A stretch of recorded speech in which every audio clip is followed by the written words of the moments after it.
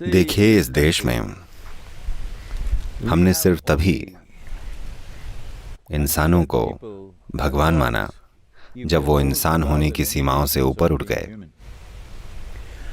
आप जितने भी लोगों की पूजा करते हैं, चाहे वो आदियोगी शिव हों या राम हों या कृष्ण हों, वो सभी लोग इसी जमीन पर चलते थे। वो स्वर्ग से नहीं आए थे, वो अपनी माँ की कोख से ही जन्मे थे और इस धरती पर चले थे।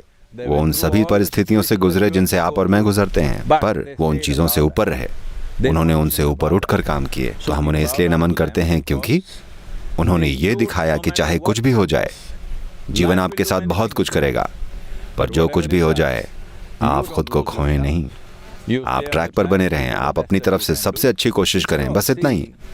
देखिए, राम का जीवन, मुझे पता है लोगों को ये पसंद नहीं आएगा, पर उनका जीवन आपदाओं का एक सिलसिला है। उन्होंने अपना राज्य खो दिया, अपनी पत्नी खो दी, भयानक चीजें हुई। उन्होंने अपने बच्चों को खो दिया, अपने ही बच्चों के साथ युद्ध लड़ा, बहुत बुरी चीजें हुई। ये सारी भयानक चीजें होने के बावजूद उन्होंने अपना संतुलन नहीं खोया। वो वही करते रहे जो सही था, वो वही करते थे जो सही होता था। तो आज आप उन्हें पुरुषोत्तम कहते हैं, यानी क्या? पुरुषोत्तम यानी कि पुरुषों में वो उत्तम हैं, वो सर्वश्रेष्ठ हैं। तो यही वो चीज है जिसे हमने नमन किया, ये आजादी। क्योंकि संस्कृति में हमारे लिए जो एकमात्र महत्वपूर्ण मूल्य है वो है मुक्ति। मुक्ति यानी मोक्ष या स्वतंत्रता।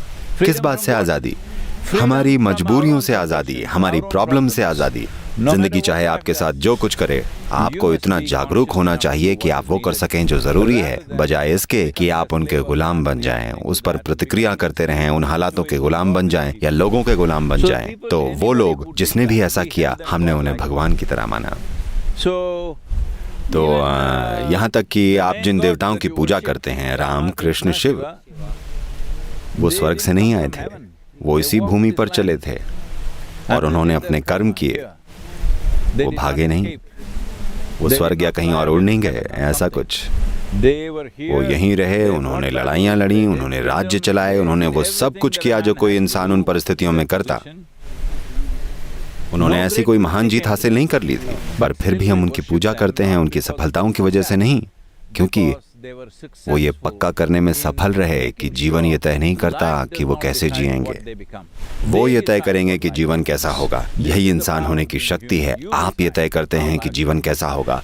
परिस्थितियां ये तय ना करें कि आपको कैसा होना चाहिए, आप तय करें कि परिस्थितियां कैसी होनी चाहिए। उस शक्ति के कारण, उस स्वतंत्रता के कारण हम उन्हें नमन करते हैं, क्योंकि हम सिर्फ मुक्ति को मूल्यवान मानते हैं। मुक्ति वो स्थिति है जिसमें लोग और परिस्थितियां हमारे जीवन को हाईजैक नहीं कर लेते। हमारी जरूरतें, हमारी भूख, हमारी प्यास हमारे जीवन पर कब्जा नहीं कर लेते। हम उन चीजों से ऊपर हैं। ऐसे सभी लोगों को हम भगवान मानकर नमन करते हैं।